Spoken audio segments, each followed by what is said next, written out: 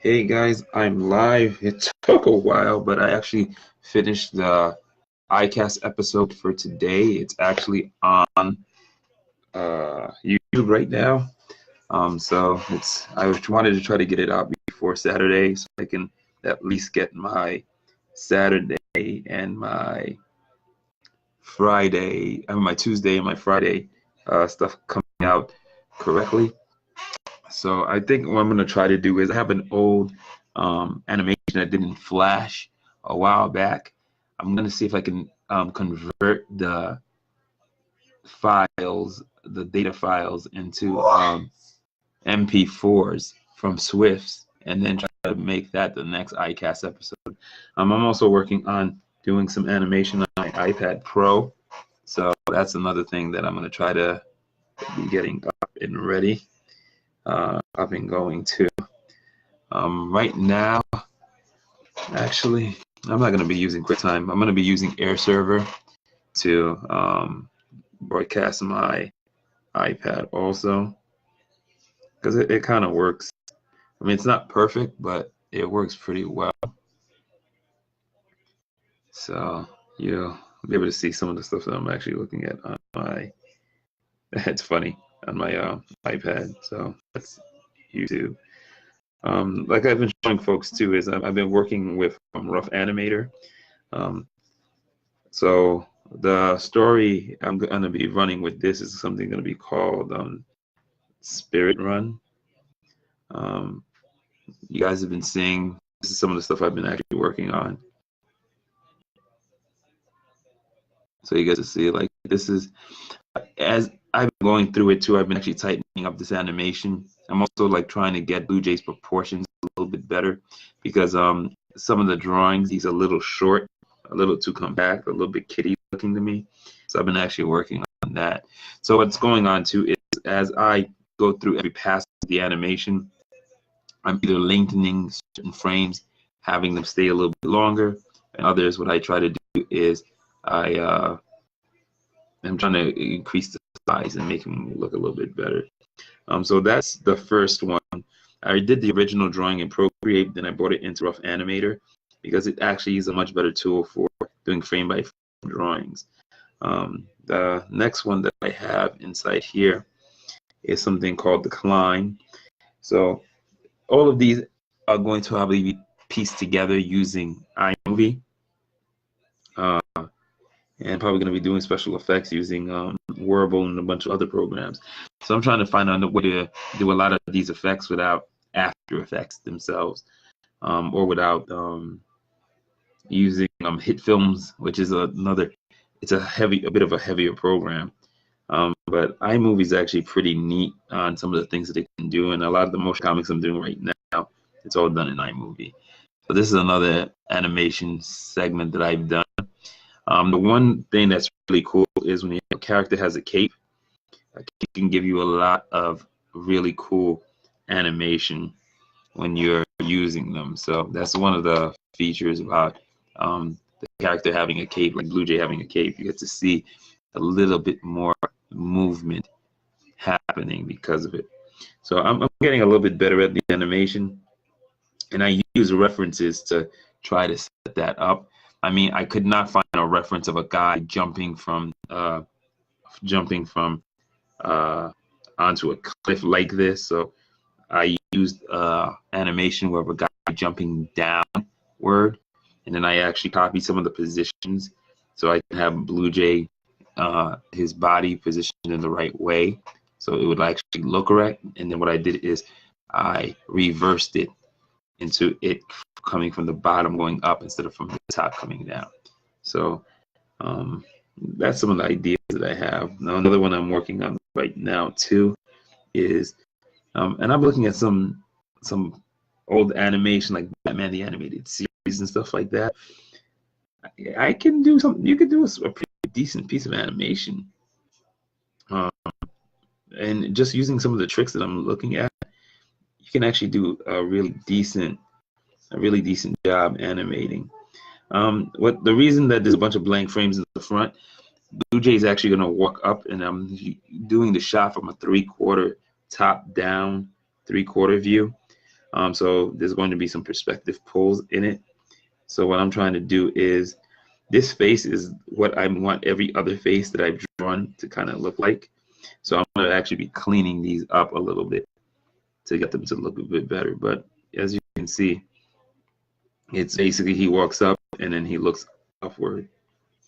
So it's not too bad. I'm going to tighten up the faces.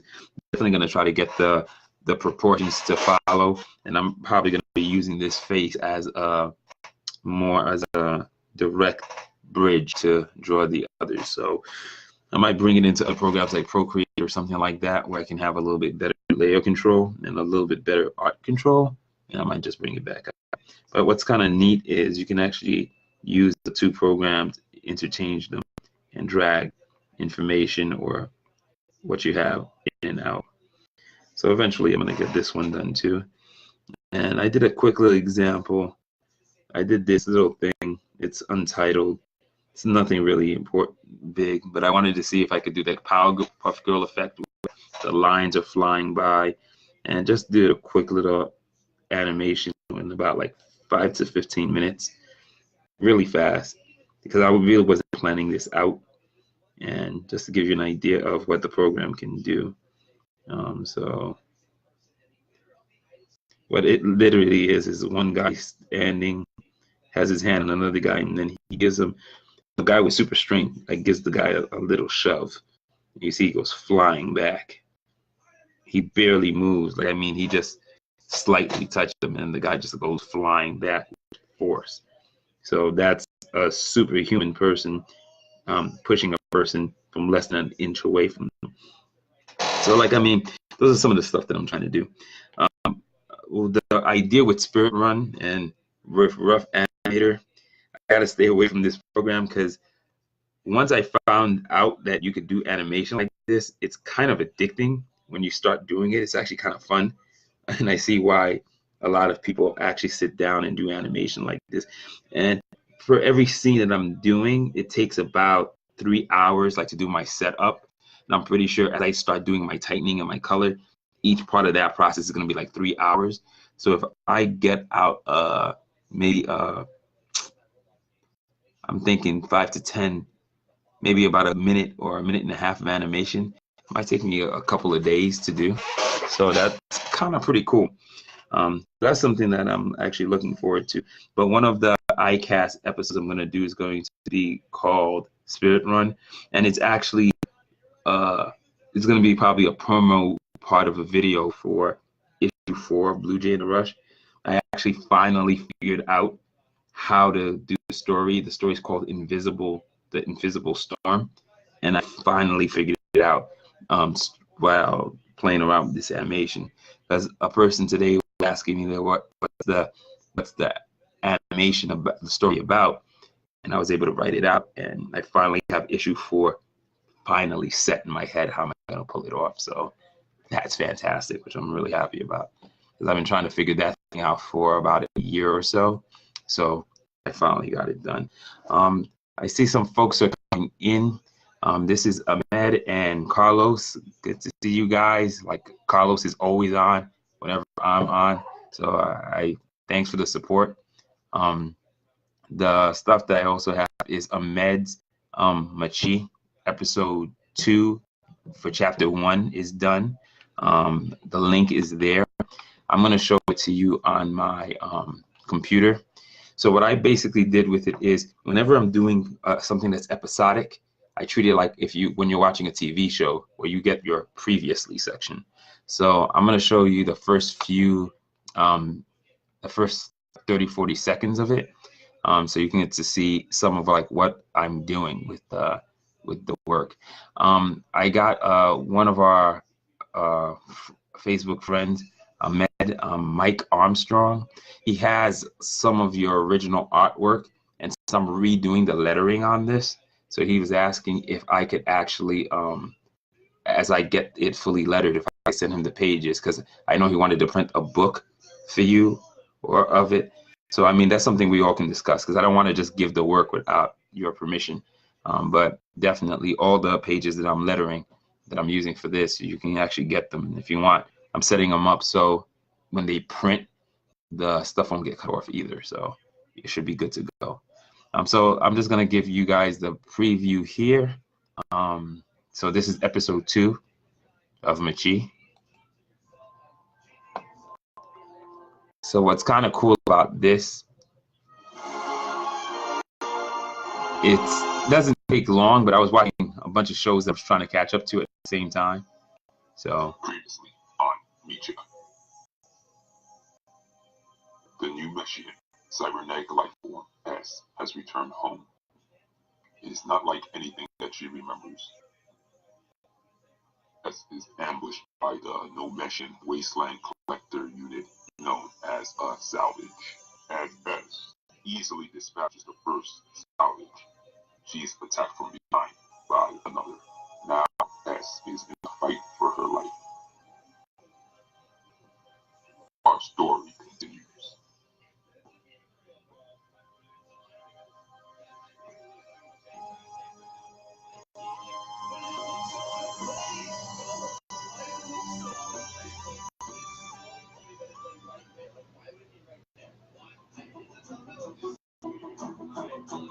I wasn't quick enough to avoid its attack. It's going to cost me my arm.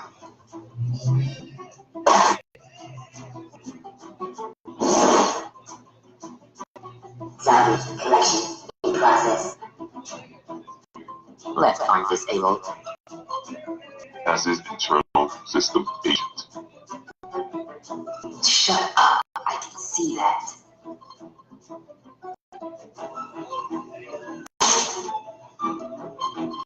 Nah!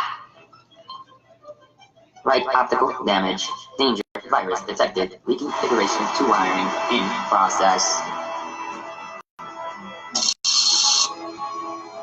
See how you can wire through the processing core. and I stopped it there. So what I always do too is I show folks the first like maybe minute or 2 minutes.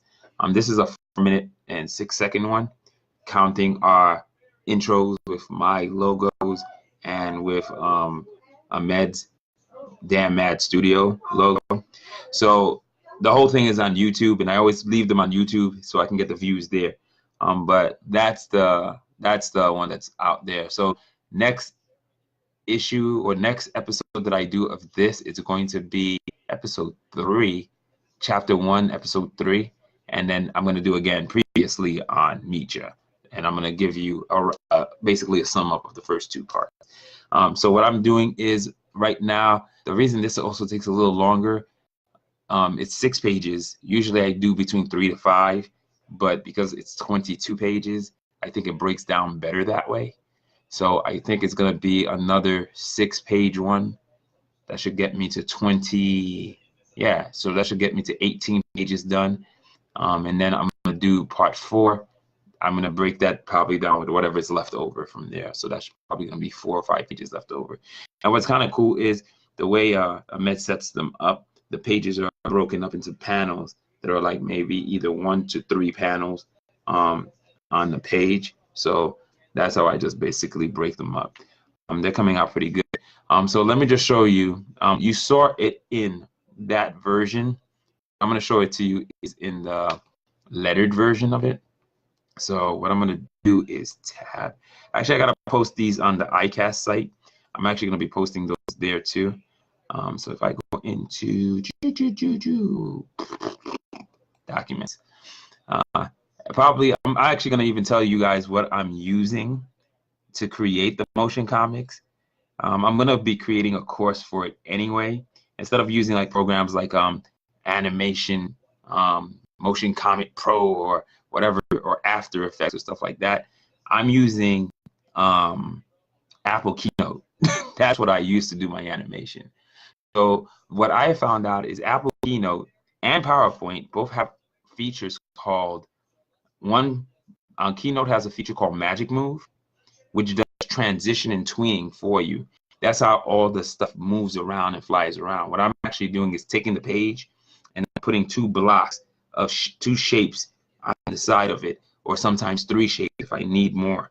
And then what I do is I cover up the page with a shape that matches the color of the border of the page. Black black is the closest thing that I have for a border for what Ahmed had. So I use black boxes, black giant rectangles that I keep shifting around and moving. And that's why you see the page closes or it rotates and it opens and does all that. So that's what I'm actually doing. If you have PowerPoint, you have to at least have PowerPoint 2016 or better. They have a transition in there called Morph. Morph and Magic Move are pretty damn similar. I think Morph has a few better, has a few more powerful features where it can actually translate from one shape to another. But I haven't figured out how to do a Magic Move yet, because in the old versions of it, it was called Text Morph, and I can't find that right now in the current version of what do you call it, Keynote.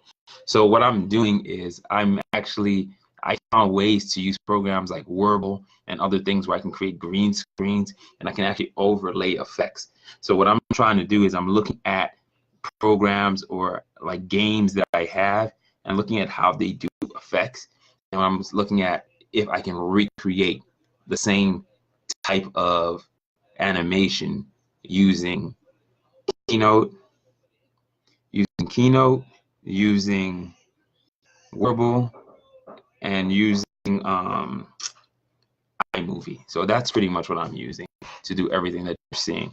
So that's what's kind of cool about it. So I'm going to show you my lettered pages that I've done of Machi. So these are the next 6 that I just did. I'm going to open them up in preview so you can just get an idea of what we're pulling off. So what I did with that page you just saw, these are all the lettering that's done for the page.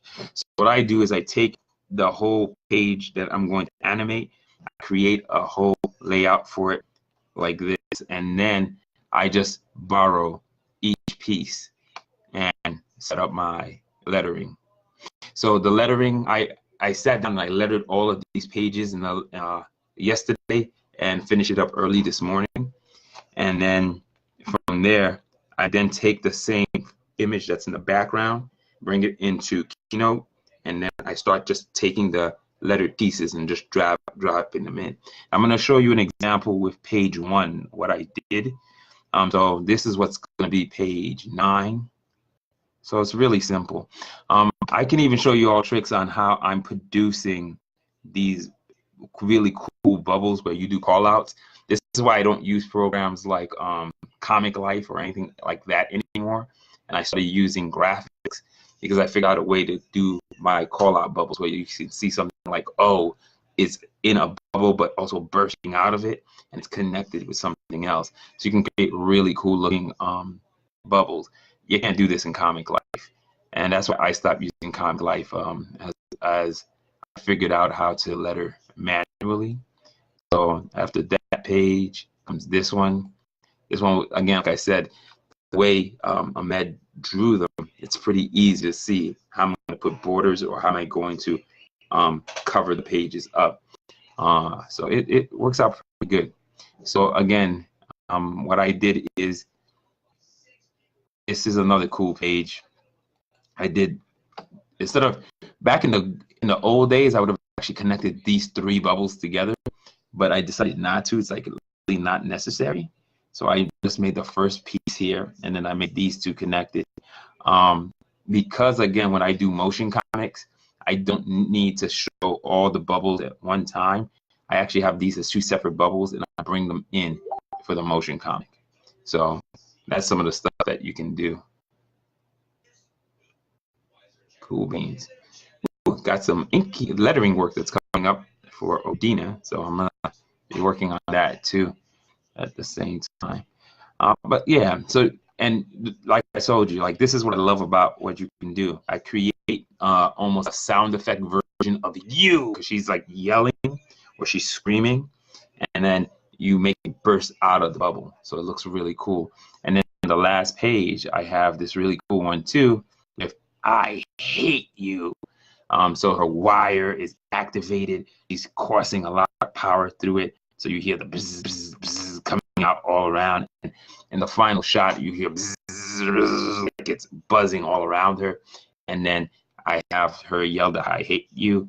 And then since I don't have since I'm dealing with it almost as a segmented comic book, I keep putting those to be continues. Like if you were doing it in a anthology book and you were doing it as 6-page stories or pieces, you can actually just keep putting it out in 6 pages.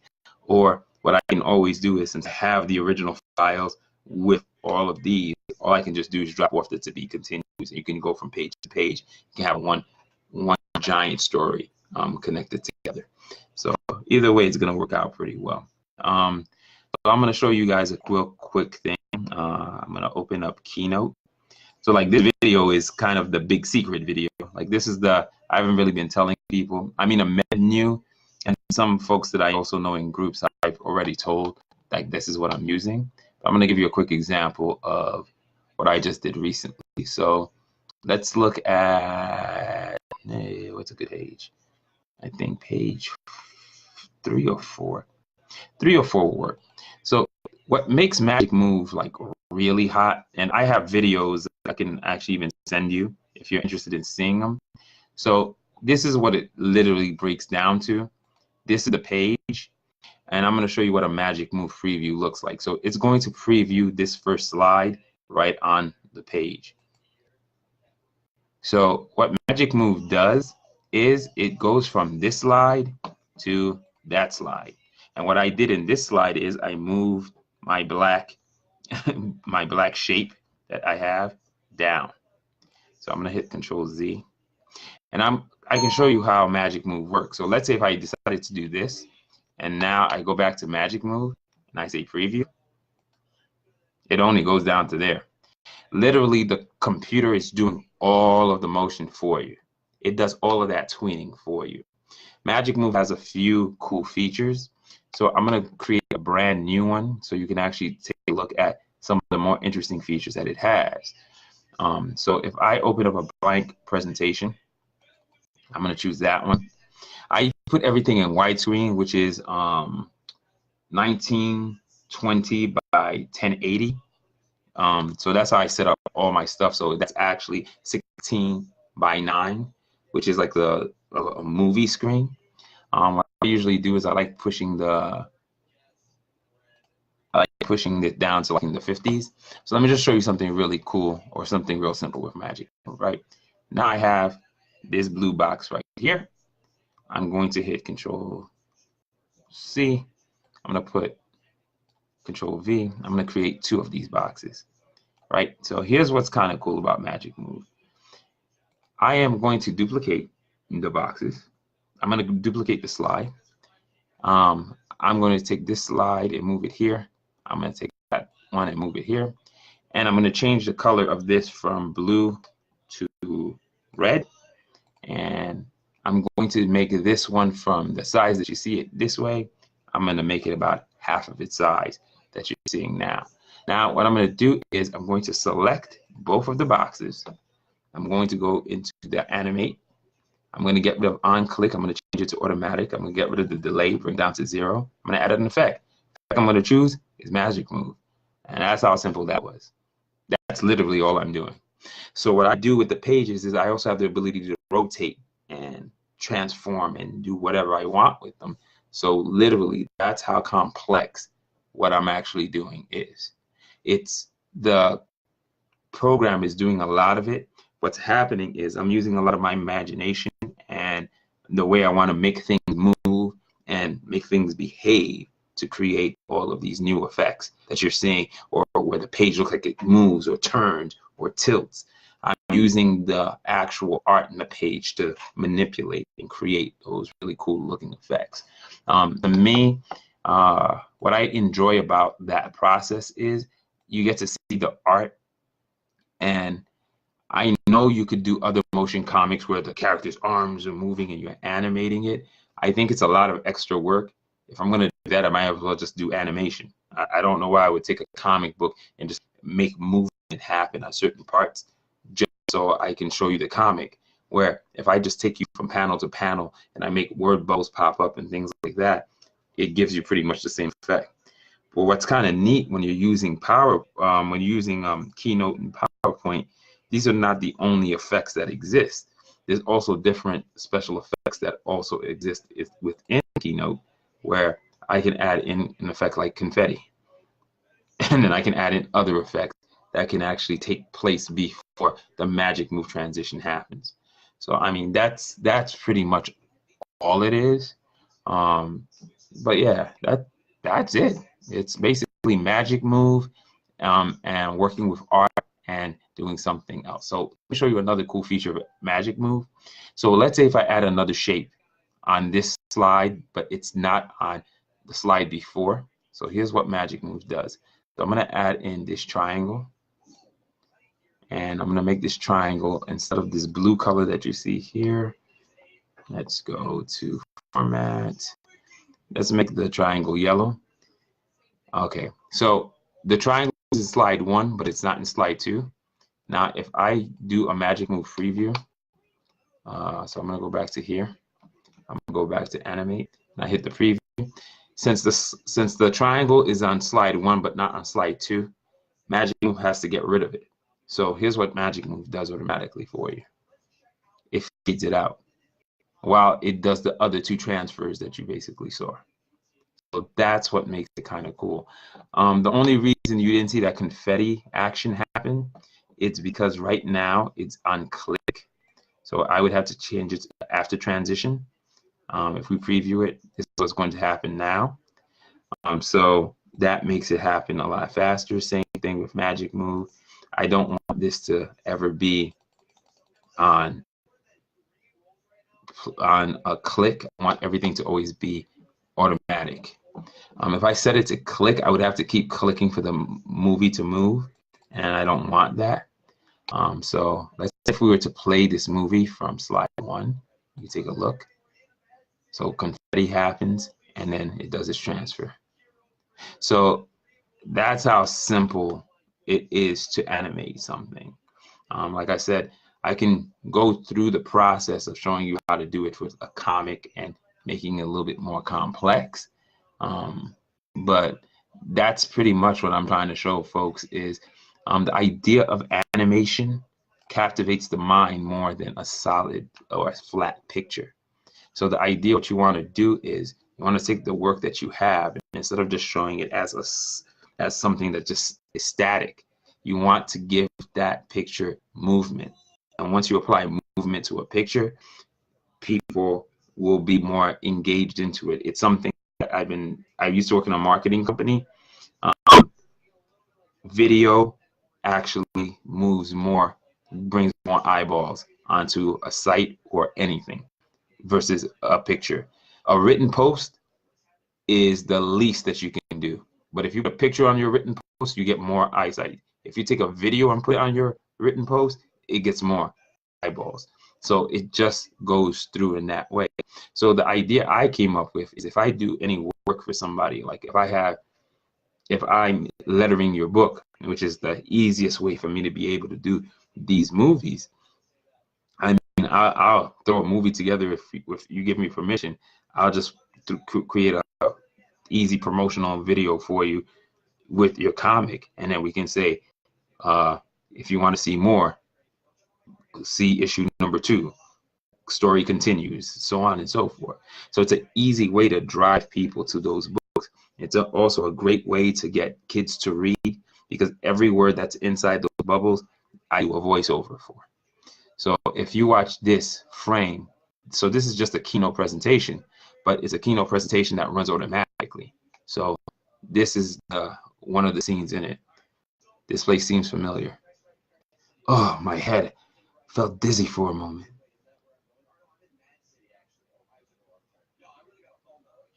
What's wrong with me? Could this be the salvage's optic unit? Fades to black.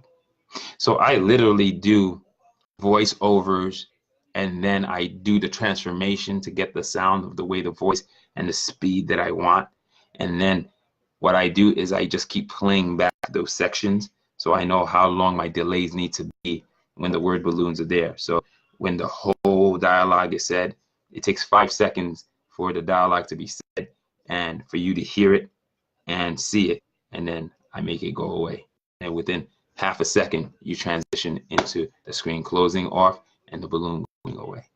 So, I mean, it's super simple stuff, but Keynote and PowerPoint, those are your friends.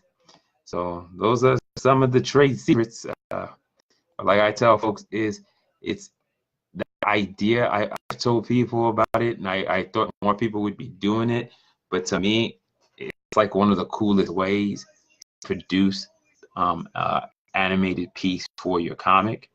It also, instead of you having to reproduce work or paying somebody thousands of dollars to do animation, you can actually do it for a really inexpensive. It's inexpensive compared to doing it conventional animation. And I mean, just even I love using rough animators to animate my stuff. I don't know if I'd be able to do that for somebody, because the amount of work that it takes to create just 3 or 4 seconds of animation is very exhaustive. So what I would literally have to tell somebody is I'd have to charge you hundreds to produce just a minute or two or I mean, forget a minute, 30 seconds of animation. That's going to be about like $700 or $800 because it's less time consuming. Because I can't draw, I can't letter, I can't do anything else. I have to focus on getting the animation to be done. So it's not the for myself I will animate, but I don't think it'd be something like I would be saying, oh yeah, it's a service I'm offering, and if I'm offering that service, it ain't gonna be cheap. That's one thing I know. It's not an easy thing to do. But yeah, so this is kind of how you set it up. This is the whole lettering concept I came up with for this book. It's all based on the colors that are within the book. And like I said, even though it's got 3 or 4 colors, the book feels very monochromatic, feels very black and white. But at the same time, the way Ahmed painted it and using light pens and stuff like that, it has a lot of power and a lot of movement. And I really like the way a lot of this stuff came out. And it's so interesting because some panels he has smears, other panels he has like rough artwork. So it's a really interesting pattern of work to see. But yeah, so if you guys get a chance, what I'm going to be probably doing tomorrow is I have the actual motion comic out. I'm going to share this in 1 or 2 places on my chart site and whatever, and then I'm going to then create a post on ICAS where I'm going to be sharing that to all the other places: Warhorse, Underground Comics, Promote Your Comics, Support Comics, For the Love of Comics, so on and so forth, so people can check it out. So I try to share through about 16 or 17 places on my own. So if you guys have other stuff that other groups that you're in, it's another good way to share information. But yeah, I mean, to me, that's what I'm going with it. But it's a pretty, like I said, it's a pretty decent way to get stuff done. Let me just see something. That's a mirror again. So I got air server back up. Get that off. But yeah, so some of the work that I'm still doing too is, move that up too. I actually got to finish. This is one of these that I actually want to completely create alone on that I want to completely create on the iPad. This is a cool little program, Stick Notes. Stick Notes has a really good camera control. A reason I wanted a new iPad too is for more space. So like Stick Notes group, there's a lot of stuff going on there. The Blue Jay and the Rush, the Stickman version you saw, it was created in this program. So that's one of the cool things. I think I emailed my file of Blue Jay, so I can actually import it back in, which is what I'm probably gonna do.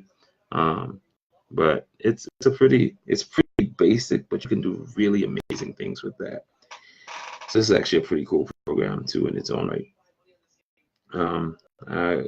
My plan is to try to get my kids a little bit more what do you call it? A little bit more in tune with this. Whirlpool is another really neat program. Very simple to use. So if you were to swipe to begin, you can see a lot of the effects. And I'm just going to show you. Whirlpool is like super easy. I have a lot of these things like already that I actually have to bring back in because I haven't restored my purchases yet. Sure, whatever. Yeah, you can allow. But this is what I love about Whirlpool. This is their Instagram feed. So this is an effect that was done with Whirlpool. So this is like fantastic. So they're using, I already can tell what they're using. They're using smoke. And then there's this thing called the Star Wars or light effect packs. And that's what's giving you the shot. And then they just basically did a deformation on the picture. The picture's not even really moving. They're just deforming parts of the picture to make it look like it's moving. That's pretty neat, the parameter plant. So they do a lot of this stuff. So again, this is a picture with just simple deformation happening, like on the finger and on the body. It's not really as complex as you think. A Whirlpool can create really powerful pieces. And sometimes to create this really amazing 3D effect, you can actually bring in different layers of stuff and create it that way too. But it's a really powerful program. And ooh, they have a pack for hair. So that's where the hair stuff is. But you see all the snow and other things that are falling, these particles. I found a way that if I use a green screen and let's say create a 16 by 19 image, I can actually take the effect that you're seeing here and then overlay it on a piece of work that I can bring into iMovie and do a green screen, so I can actually add effects in that way. Again, they also have water and clouds and lighting, so you can actually add water to anything that has water already. So amazing, amazing stuff. Like this is pretty neat too. There's a tilt and blur feature in Whirlpool that you can take a normal picture and you can do that with. But this is pretty hot.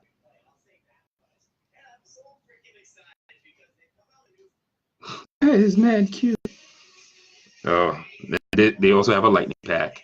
So if you're wondering, that's how they're producing that effect. So you can do crazy stuff with Whirlpool. And we're talking about these are created from pictures that are not animated, but animation textures are added to them. So it's a very powerful thing. So it's creating something like is known as a demographic, where parts of the picture is perfectly still and other parts of the pictures are actually moving. Like to do this with the rabbit, what they're doing is a bulge. They're applying bulges onto the rabbit to make the nose twitch and to make the eyes look like they're moving. And they're also adding a pulse onto the rabbit to make the upper body, to make the back of the body move. And what most likely is to be able to get each one of these pieces working independently, you could actually cut them out and layer them out and then work with them that way. That's the only thing is like the World app doesn't have a way for you to cut and create layers yet. The creator was thinking about adding it, and I'm hoping that you do eventually, but that's what we have so far. But like, look at all these amazing pieces. Like this woman's breathing, there's a werewolf in the back. This motorcycle, that is just tight. All they're doing is using a bit of a pulse and blur, and then they're making that wheel spin, which I haven't figured out how they do some of that stuff. Like I like sometimes some of the people break it down on how it's done. I'd love to figure out how they're doing that wheel spinning. It must be a rotate feature too that I just don't know about. Or it could actually just be something that spins that they're just using. But yeah, I'm telling you, Whirlpool is like one of those amazing, one of these amazing apps. Super simple. Another way you can do graphics and stuff like that. Really neat. So I can get out of that.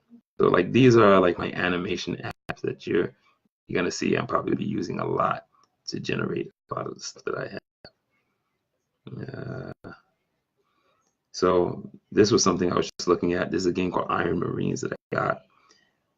So what you're looking at is all the effects that you see on Iron Marines, and even that pull up that you just saw there.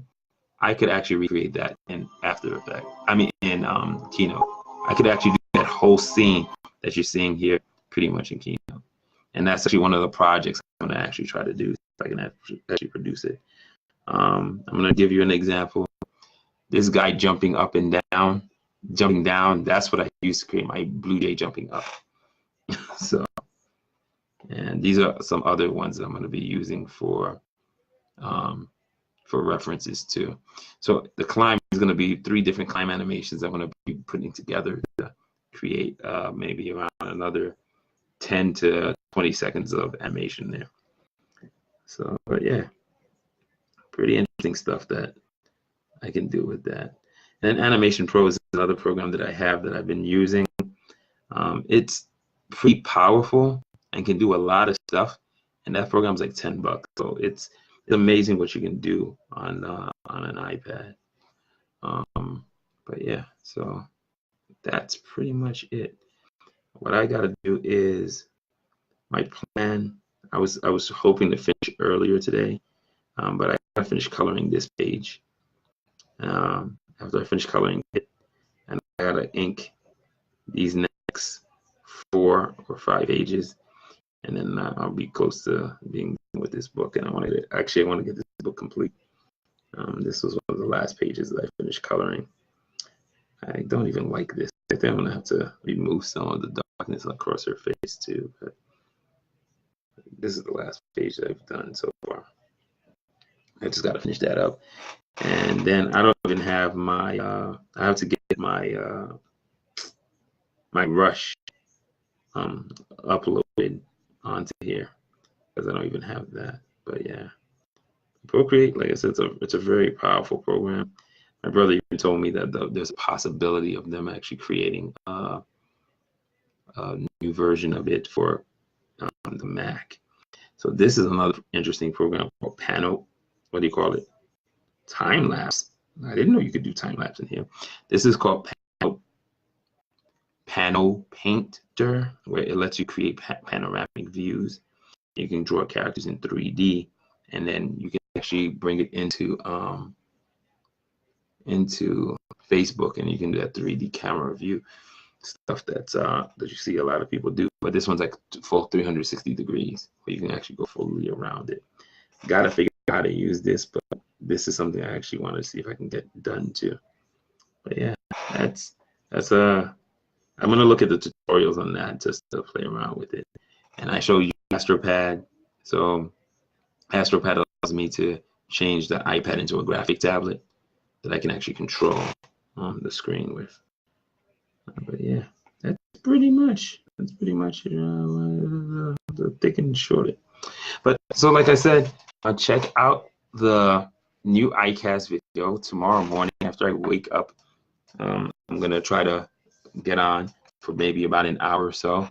I'll do a cast, probably around maybe 10 or 12, between 10 and 12, and then from there on, I'm gonna see what I can do. I think my daughter has to do a science project. I gotta figure out what we can do, something easy we can do, so she doesn't have to spend too much time, set up her trifold, so she'll be ready for that, because I don't want her like failing anything.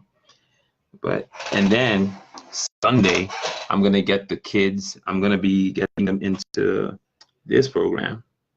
So this is Autodesk Graphics, which I know is iDraw, and you can see inside here. This is blood in the water is in here. So I don't have the fonts loaded yet. So I actually have to.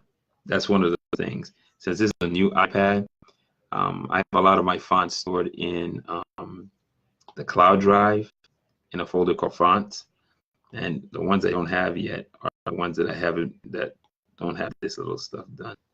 So I literally have to sit down and import 128 fonts back into my iPad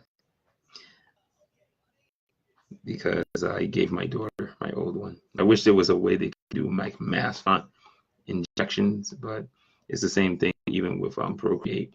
For every font that I want to add, I have to do the same thing. I have to add them one by one.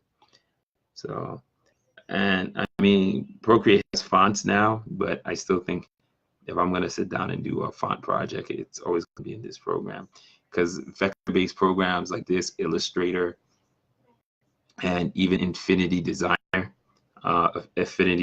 are fantastic. You can do a lot of really powerful stuff with them. So what the thing I'm going to be doing is I want to spend about 2 hours with my kids, one working on story ideas with them.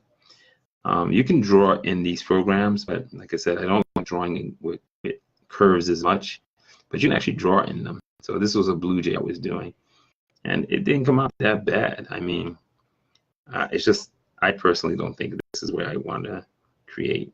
So if we were doing a blank, and my size that I use is not pixels, if we go to inches, that's too much. So I go 7. Is it 7? Yeah, 7 by 10.5. So this is the comic book page that I use. And then what I'll do is I'll export out at 300 dpi. So I have no idea why there's a grid on it, which is kind of weird. But yeah, so what I'm going to be teaching my kids how to do real quick is, so we're going to just start drawing simple characters. So we'll do eyes. So if they want to create a character. So this is what I mean. If you don't know how to draw, but the key important thing about drawing is it's literally figuring out that most things are simplified shapes.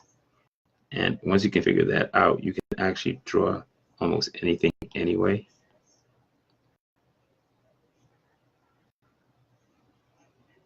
So like, I mean, just with these curves, I mean, I can literally create a simple face. But that's pretty much how simple it is to create faces. Or even create characters. Oops, that one doesn't make sense. Undo. Then now I have this. I can actually just use this tool, bring it down over here and curve it. Yeah.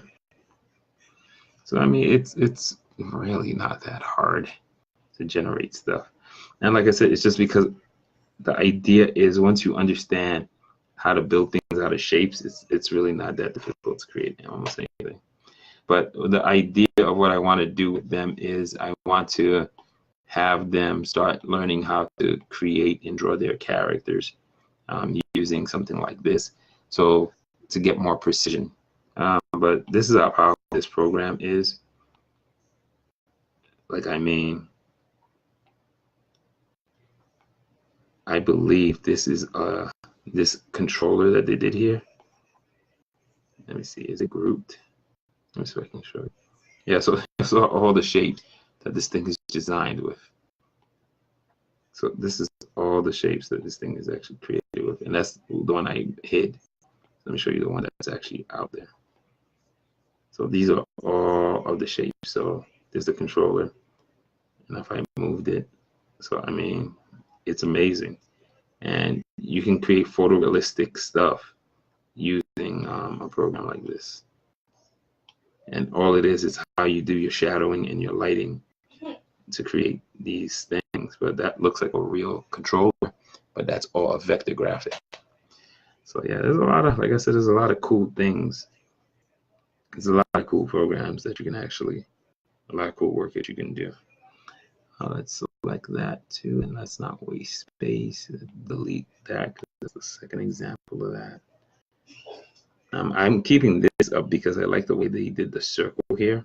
I'm trying to learn a little bit more on how to do the circling, so it looks better. That I haven't figured out a bit much yet too. But another great program. This is where I do my letters too. This is how I do my lettering for most of my stuff. So if I was just doing a quick example of lettering, I can just type in, let's be lazy. This is a test. This is a test. I want to use this for lettering. What's cool about it is you can bring in your voice. That's a Velica, horrible font for comic book text. What I like using for books themselves, it should be in here. Digital. Where are you? Digital. Are you kidding? I didn't bring that in yet. Oh, come on, man. See, Year Supply of Furry Cake would work too. Not the prettiest ones for. Is Crime Fighter in here? Crime Fighter was my old go-to. Bradley Hand, Bottle Rocket. Back issues one I've used also. Wow, Crime Fighter is not even up yet, but back issue would be fine. I don't mind lettering with back issue. So the key trick is, now that we have our font already in, there's a few tricks that we have to do. I don't know why, but in reality, even if it's the beginning of a sentence, you try to save that I, that capital I that you see is just for when you're saying I am or stuff like that. Maybe for a name, but I really don't see it done that way a lot. You actually want to try to minimize using I that way. So what I'm trying to do, either get to a square or a diamond. This is a test. I want to see for lettering. I'm going to drop that. I want to use this for lettering. Yeah, I'll go with that. That can get me close to a circle. What I would do is, this layer would just be called text. Get that X. This is words. And we'll hit return. And then I will add a layer. Seriously? You actually went under? I'm going to add a layer that I usually call balloons.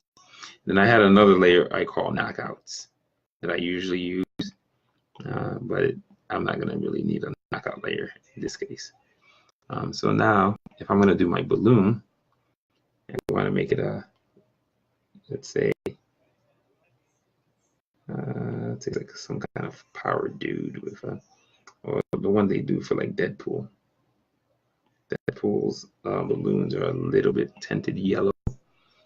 They're not normally tinted like everything else. Then we pick a oval tool. We drop that in. We control the size a little bit. We don't put too much space on the bottom, too much space on the top, or too much space at the sides. And then I used to use the pen tool to create my balloon, the tail for my balloon. I started using the arc tool, which I find looks a little bit better. So you make your arc, you can actually move the arc around, and then you would just do another arc, right? You would then select your two arcs that you made. If I'm using a keyboard, I would just use Command J for the Mac. But since I don't have a keyboard, I'd actually have to go into here, I have to go into paths, and I would have to say join paths. Once I do my join path, this becomes a completely closed tail. The interesting thing about the tail in this case is it's actually two curves meeting. So I don't want it to be two curves. That little tool on the bottom over here,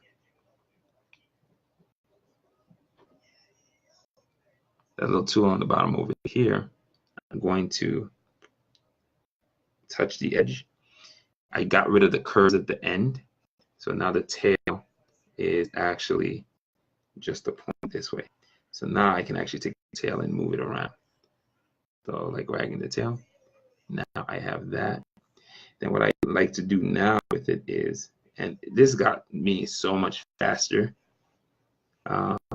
So what you can do is now you move it down a little bit like this. And now the cool thing is the lettering is not on the same layer as the words, as the balloons. So I'll just select the balloons. Then I go into this tool. I go into the combine tool and I go into union. And now that's how you create word balloons. And what you can do with it is you can actually still manipulate the tail of the balloon. You can move it. See, like you have this nice little curve starts to happen. And you can make it a little bit pointier. But that's pretty much how I do my balloons now. If you wanted to do something a little bit more fancy where you had another balloon connected to it, it's pretty easy too. You would just do your stuff here, and then you would just do a union. But the way I do that is I don't connect balloons first. I would have to create my text first. Double tap, and I will use this again. More testing, more testing, more testing. One more time. Period. All right, so I created this new thing that says more testing. What I want to do is get testing on its own line here. More testing, more testing. Not too bad. What we're going to do is, I'm pretty sure I'm in the wrong layer. So I'm going to use this. I'm going to cut it. I'm going to bring it up to the words layer. I'm going to paste it. All right. That's kind of where I want it. Two ways you could do this. You can actually have the balloon sitting onto each other, connected, or this is another way I like actually doing this nowadays. You bring your balloon here on this layer, get a little bit bigger, yeah, and then I'll connect the two balloons using an arc. Same thing. So I do an arc here, and then I do an arc. Yeah, gotta be a pain in my butt, right? Doesn't even really matter. What I can do is I'm going to try to join these two together. See, my only problem that I'm having is I don't want to pick the balloons. I just want the arc to be formed. So what we're going to do is I'm going to take this tool and I'm going to manipulate this. So it's going to be more of an arc that I want versus what I'm getting. So I get to touch the handles, and then once I have that, I can move them a little bit closer together. I can select them now the way I wanted to. I can go back into here and choose paths and join paths. Now they're one path together. And the trick that you do is it's the same way with the tail. The words that you want them to follow. So this is going to be said. It's still going to be a little bit wider than the bottom. So remember what I told you? When I join the paths, they have a curve at the end. That's the way to get rid of the curve. So once the curve is out of the way, you have a little bit more flex. Whoops, I actually just put it back. Once the curve is out of the way, you have the flexibility of just using the arrow, and it just becomes a much easier tail to work with. And then, yeah. So what we're going to do is we're going to connect these two balloons using another tail. So what we're going to do is now, it doesn't really matter. Now I can actually use this selection tool. Select this one. And then I go back into here. I go to combine. I do a union. And then, see, now I actually have two different balloons here. And now if I want to make these all connected, I select these two together and do the same thing, union. And yeah, I have fancy smancy balloon with word balloons that are now connected to each other. But yeah, that's the concept of what I do when I letter. Nowadays, it's a lot faster with arcs. Bad old days, I would do pen tool, pen tool, pen tool, pen tool, pen tool, pen tool. And then I would have to sit down and after doing the pen tool, take the sub-selection tool, change this one into a curve, change that one into a curve. And if I'm gonna do that anyway, why not just start with an arc? An arc is a lot cleaner. So that's why I started doing arcs instead, and it works pretty well. The arcs work a lot better. Yeah, but that's a quick little way of, that's how you would letter using a vector program. You would lay out your words, try to get your word to either a square and or diamond shape, and then you create your balloon around it, and then yeah, that looks good like that. A lot of folks, when they letter, I'm not sure, they do something weird like this. I'll do a quick text balloon here too. Double tap, get me in there. Double tap is what? That's not what I'm saying. Double tap. Period. All right. So let's just say I see a lot of folks do this instead. They make the balloons really long, and then they'll do this. And then what they'll try to do is they'll try to keep the balloons. Well, that's not what I chose. So I'm not even sure how you got that. If I said select, then I choose whatever. I know what's going on too. Get what I want, get one, get what I want. Again, I keep doing this. This is one of the things that always frustrates me with when I'm doing this. You want to separate, you want to keep these on different layers. You definitely want to keep your words on its own layer. This is another thing I don't think a lot of folks who are lettering will do, who are like, who don't really do it, to try to do it a little bit more professionally.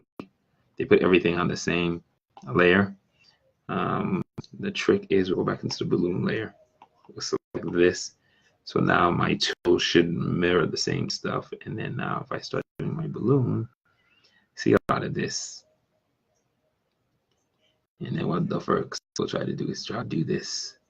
And one of the mistakes with this balloon, besides it being extremely long, it's going to cover up more artwork than it needs to.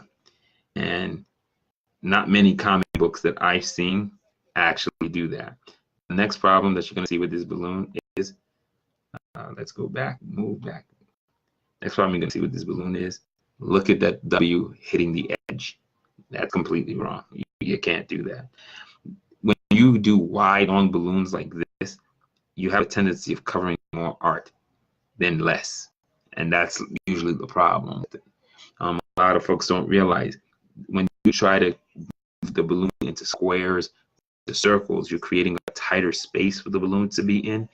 You're actually taking up less space. And then what the artist can try to do, or what the letterer can try to do, they can try to work around the art, try to show as much art as possible. That's why it kills me sometimes where you'll have a crazy amount of dialogue, and then you have a panel that's like that big, and then you have dialogue for days in it, and it's just like, it's madness. Like it drives me nuts when I see that. If you're going to, as an artist and a person who's drawing, if you're going to put a lot of dialogue, create a nice big panel that's like either like really wide, or you do a full page spread, so you give the artist a chance to be able to actually be able to put in all of that dialogue. You can't design a page, something with crazy amount of dialogue, and then tell the artist, just try to, the letter and the artist have to figure out a way.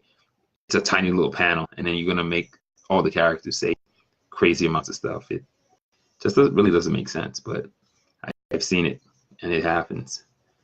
So what we're gonna do is we're gonna try to use arrange, and we're gonna push this one back. So like if you're gonna have something with a lot of words, you want it to be a big panel. So the artist can give the characters space and put them in the proper order of the way they're going to speak, and then the letter will just have to work around where that's going to go. I see the benefit of the DC way, where they actually drop where the balloons are going to be and make the artist draw around it, but it also stifles creativity, in my opinion. But so like I said, that's totally wrong. If you're going to do a balloon, I would say You want to get the balloon to probably be that. So I'm going to make a copy of these words. Copy, paste. And here's what I would really try to get them into. You're going to try to keep pushing. I actually like that one. That's a cool diamond type shape for the balloon. And I can go back into here.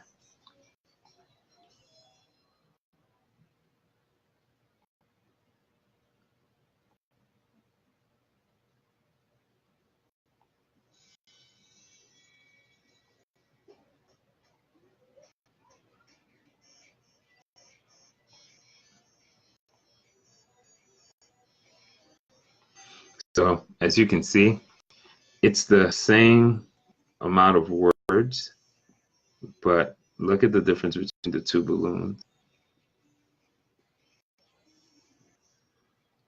I'm just saying, if you take a look at it, you can see that the second one is a lot better. This is just weird. Like I said, it's because you're not used to, if you look at comic books, that's not how a professional comic book is done. And that's why it surprised me sometimes when I look at indie work where they had stuff lettered and you have balloons that look like that. Another thing I think that people don't realize, but you really don't like seeing, but I think a lot of people realize why sometimes books are hard to read. So I'm just going to go, this is a test. I'm going to keep saying stuff because I want to create a very long, gigantic balloon, period. I'm going to just talk and add another really long sentence into here, period. And then I'm going to add another really long sentence into here, period. And then I'm going to do one more really long sentence. And I'm going to put all of this in one balloon, period. I hate that. I cannot stand looking at any comic book with a balloon like this. I literally will not be able to read. I'm having trouble finishing a book, a comic book series, or even just an issue, because there's a balloon like this in it. I hate these. And then what's going to happen is this balloon's going to be gigantic that you're going to have to create for it. So I'm going to cut it. I'm going to put the words back on the word layer. I'm going to paste that. All right. So now just imagine if you're going to put this in a comic book and you're going to create a balloon that looks something like this. And these balloons, they kind of bother the heck out of me too when I see people create them. A balloon that looks like this. That's just madness. To have 4 really long sentences in one balloon, what's going to happen is to create this balloon's going to have to be really big. And imagine you have a drawing under here. How much of the page are you still going to be able to see if you really think about it? So the rule I came up with is I usually try to go 2 sentences a balloon. And if those sentences are still really long, I'll break the sentence in half. We use dot, dot, dot, and then dot, dot, and then start breaking the balloon up so they look more like the balloons that you see here. So they're going to be less words. I found out in my own scripts, I will cut words out to make the balloon smaller. I will look at a way to say something with about 5 or 6 less words if it's possible, and still keep the meaning of what's there, because for readability. If you're going to write this much for a balloon, why are you writing comics? Why not just do novels? Because that's way too much text to be in a balloon and on a page. To me, if I was editing a book, I would say what does not need to be in there that you can cut out. So this doesn't have to be this large. I would not let a balloon like this. If I was working on a book with somebody, when I letter, I will break balloons up like that. I'll cut the text up chop it up into like 5, 6, 7 balloons so I can push it around so you don't have a gigantic balloon like this to block out half the art that's on the page. It just doesn't make sense. And I've seen this in indie books, and that bothers me considerably, because go look at any Marvel book you can find, go look at any DC book you can find, Image book you can find, that are, or Dynamite, Xenoscope, all of these books that are like, even if they're indie, they're professional level indie, you will not see something like that. So that's one of the things too. Like I said, I've learned some stuff lettering, but those are like my pet peeves. But like I said, believe it or not, a panel, a balloon like that is harder to read than you think. Like I said too, it totally defeats the purpose of a comic. But I've seen them, and they drive me nuts. I'm gonna stop now, because this could be another rant if I don't stop. I'm not gonna save this either. I don't really need to save it. But that's a quick example of like some of the stuff I do, lettering, and some of the things you can actually do. And it's over an hour, and it's late, and I am going to go to sleep. If you guys can check out the YouTube video, new ICAS just dropped. Tomorrow after I wake up, I'm gonna be blasting it in about 5 to 10 different places, and I'm gonna see if I can finish up some color work. And I gotta get my daughter to, I gotta send my book over onto this iPad. I think I already have some of them, but yeah, that's pretty cool. So if you guys get a chance, go watch that YouTube. If you haven't subscribed to my YouTube channel, subscribe so you actually could get, and click on that bell. It'll tell you every time I upload new data. This is probably something I'm going to upload onto YouTube also, so it's not just on Facebook. So good night and good luck, or as I like to say, keep your eyes, your ears, your heart, and your minds open. See you in the next rant. Later, guys.